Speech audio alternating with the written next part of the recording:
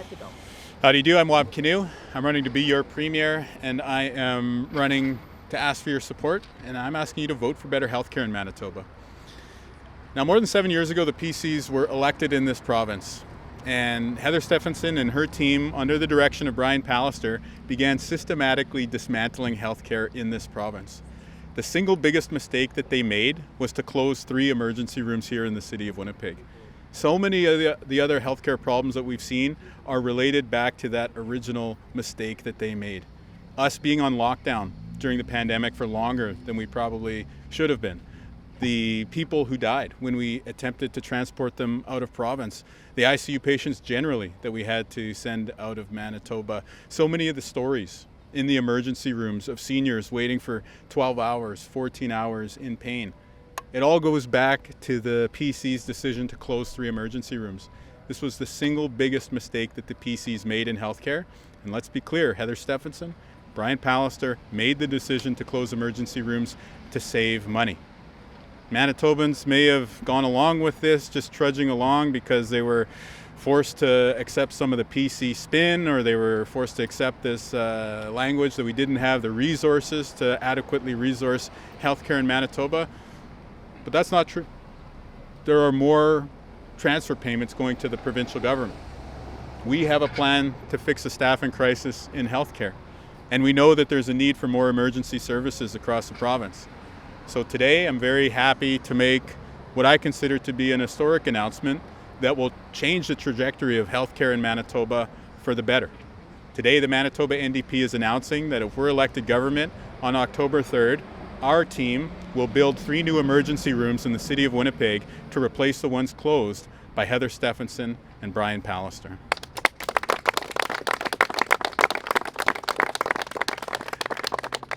To be clear, this plan is going to be common sense and pragmatic. The first step is on staffing, and we laid out our plan on staffing yesterday.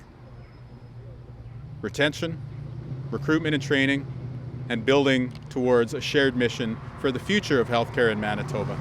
But once we have the staffing, we want to move forward with opening the emergency room at the Vic, and then taking into account lessons that we learned when we have the staffing and the advice of experts in the province to do so, we'll build new emergency facilities at the Concordia and Seven Oaks sites as well. And by the way, people in rural Manitoba, we hear you loud and clear. So as part of our commitment to rural Manitoba healthcare, we're going to build a new emergency facility in Eriksdale.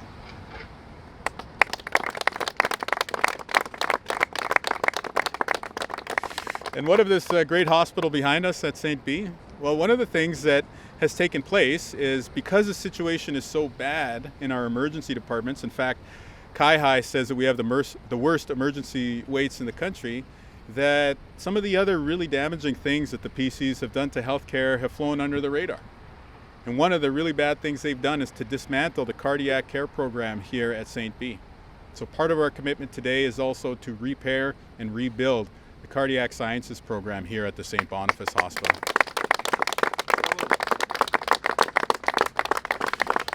So this plan is realistic. It's pragmatic, and we will move forward only when we have the staff and the support and sign-off of local health system leaders to help design the offer of services at these emergency departments to meet the needs of you, the people of Winnipeg and Manitoba. South Winnipeg, it's an amazing community, it's fast growing. Everyone seems to recognize how great it is except for the PCs. There's no emergency services in this part of the province. So we have to start there. We have to invest in the Victoria Hospital, and this is part of our comprehensive plan. So again, we are rejecting the biggest mistake that the PC's made with healthcare. We're rejecting the PC decision to close 3 emergency rooms in Winnipeg. In this year's election, we're going to make it very easy for you to make your decision. You can choose to have fewer emergency rooms with Heather Stephenson and the PCs, or you can choose the Manitoba NDP, who's going to invest to bring emergency services and better healthcare closer to you.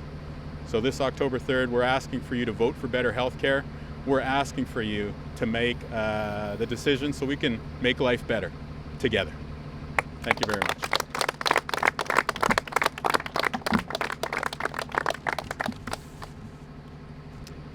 Good morning, everybody.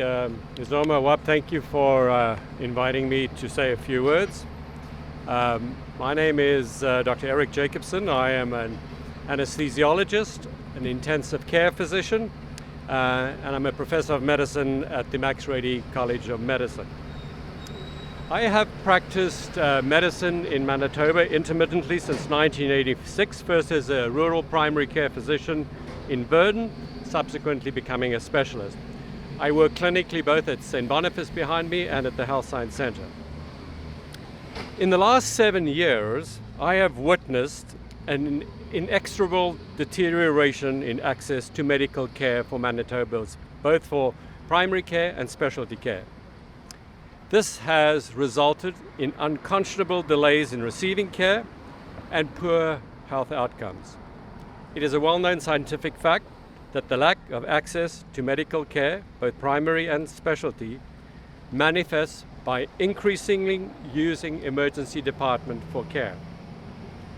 Unfortunately, this fact, a series of consolidations decisions were made by this current government, including the very unwise decision to reduce the number of emergency departments in Winnipeg. This, combined with a lack of access to primary and specialty care, has resulted in true chaos in our emergency departments. The emergency staff are overwhelmed, and the wait time to receive care is frankly embarrassing. Patients and their families suffer. The staff have become disillusioned and suffer from burnout. Wab Kinew and his team have sought input and counsel about the status of emergency care in Winnipeg and have correctly decided that the urgent care centres at Victoria, Seven Oaks and Concordia need to be upgraded to full emergency departments, as he has outlined. This will be done in a controlled manner when staffing levels are appropriate. The emergency departments will require an increased ability of those hospitals to care for sicker patients. And as such, there will be a commensurate development of high care and acute care areas in those hospitals to care for the patients coming through ED and to decrease the amount of transfer between facilities. Wab Kinew has an excellent vision to improve our healthcare system. He has surrounded himself with a team of professionals, has sought input and advice, and has welcomed and not stifled input from frontlines. I personally look forward to working with Wab to make a better healthcare future in Manitoba. Thank you for your time.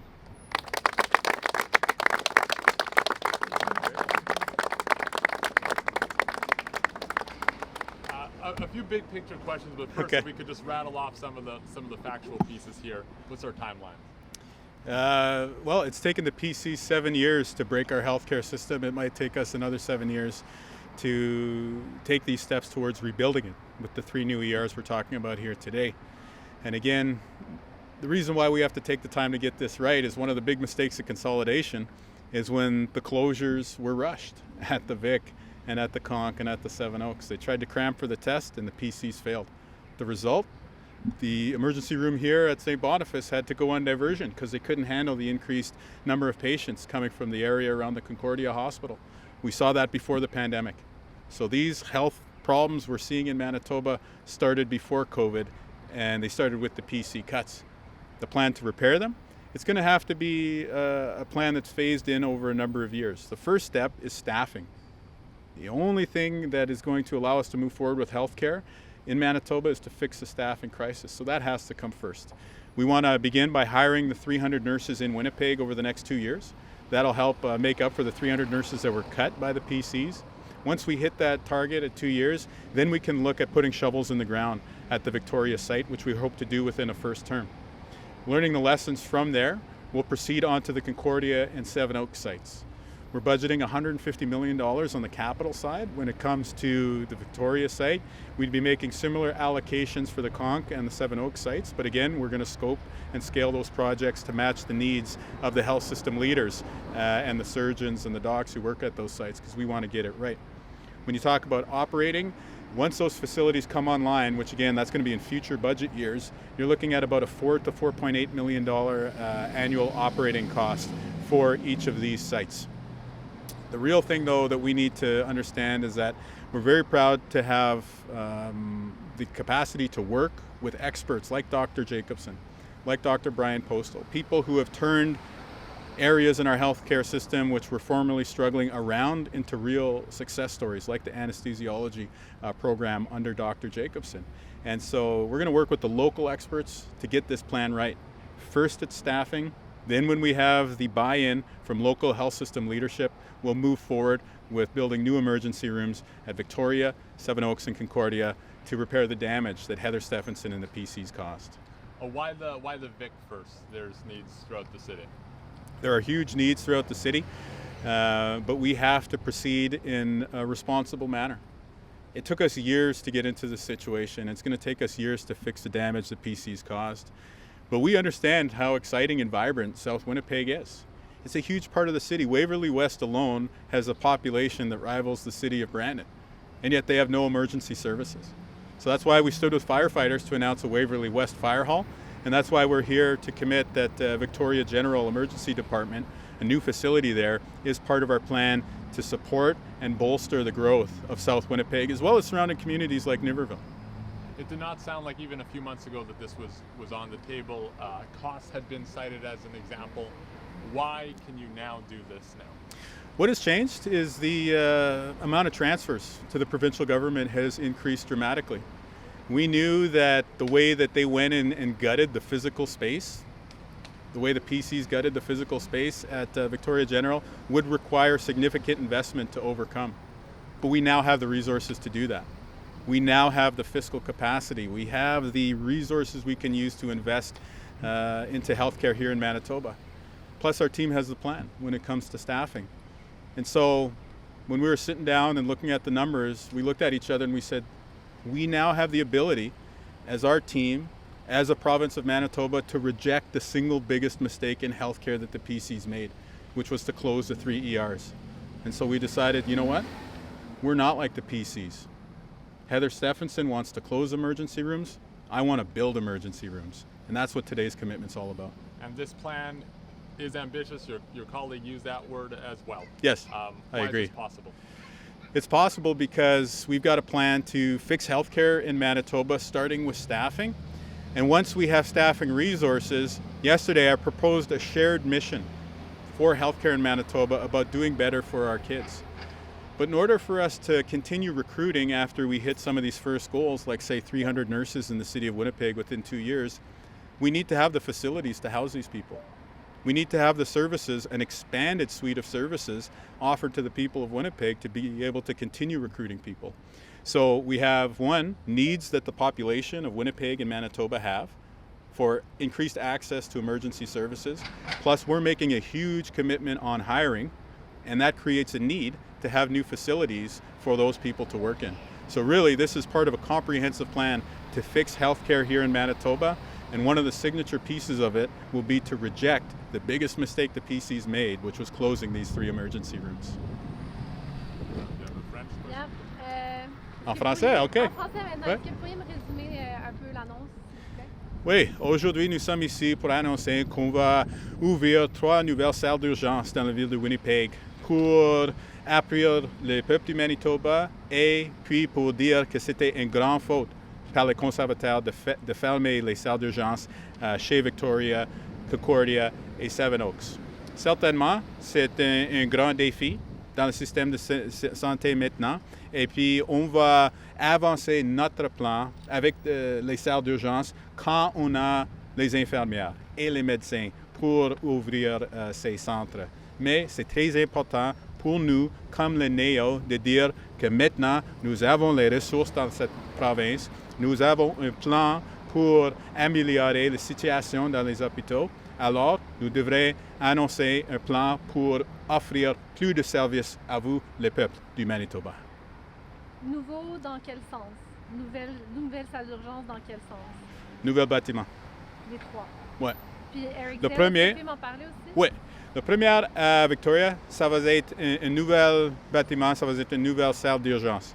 La raison, est que les infirmières nous ont dit, je vais juste le dire en anglais parce qu'ils m'ont dit à moi en anglais, don't turn our work site into a construction site. Alors, on doit protéger où ce qu'ils travaillent maintenant et puis en même temps construire un nouvel bâtiment. Chez Ericsdale, on va travailler avec la communauté. Ils ont dit, nous avons besoin des services d'urgence dans notre communauté.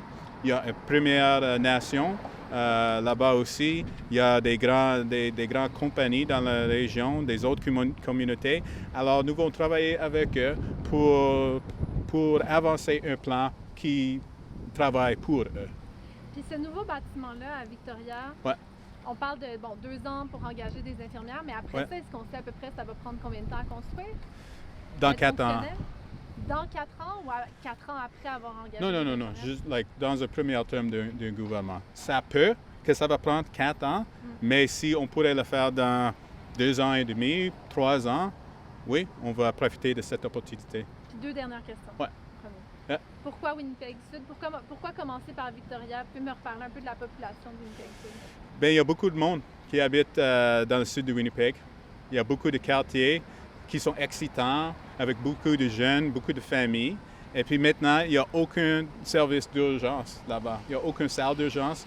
Il n'y a même pas des pompiers. Alors pour nous, nous avons un plan avec les pompiers, avec les salles d'urgence pour dire à ceux qui habitent au sud de Winnipeg que oui, nous comprenons votre vie, nous comprenons les besoins dans la communauté et nous allons investir dans vos quartiers. OK. Ma dernière question, Ian en a parlé. Comment est-ce qu'on fait pour financer ça? Puis pourquoi c'est possible maintenant alors que ce n'était pas possible il y a quelques mois? Oui, il y a beaucoup plus d'argent qui vient aux provinces maintenant du niveau fédéral. Et puis, quand on a regardé au nombre, on a vu, oui, c'est possible de dire qu'on pourrait rejeter les plans de M. Pallister et Heather Stephenson et ajouter ces services d'urgence. Alors, à chaque année, il y a plus d'argent qui vient aux provinces. Les conservateurs vont le donner au monde d'affaires, aux grandes compagnies qui habitent même pas ici dans la province. Pour nous, nous disons qu'on devrait investir dans le système de santé. Très bien. Puis je prends une chance. Dr. Erickson, you don't speak any French. I don't, sorry. Yeah. Okay, I had to ask. I can speak Afrikaans. You do? Okay. And just on the Vic, this will be, you're building something new. Yes. More square footage. For the other hospitals, we'll see. Effectively, yes. We've budgeted in terms of our fiscal plan, our fiscal outlook, for new buildings at those sites. However, we'll preserve the flexibility if the local surgeons at the Conc say, you know what, we would really just like an expansion of the current physical space, come up with a plan to do that without disrupting existing services, we'll pursue that. Same with Seven Oaks. So right now, we're making the plan for new buildings at each site, but we'll scope and scale as necessary, listening to the health system leadership, listening to the surgeons, nurses, doctors who operate in these facilities, and really tailoring to meet the needs of the people of Manitoba. Thank you very much Thank for you. doing this. No, thank you for being here. That's great. The cable works great. now, so there we go.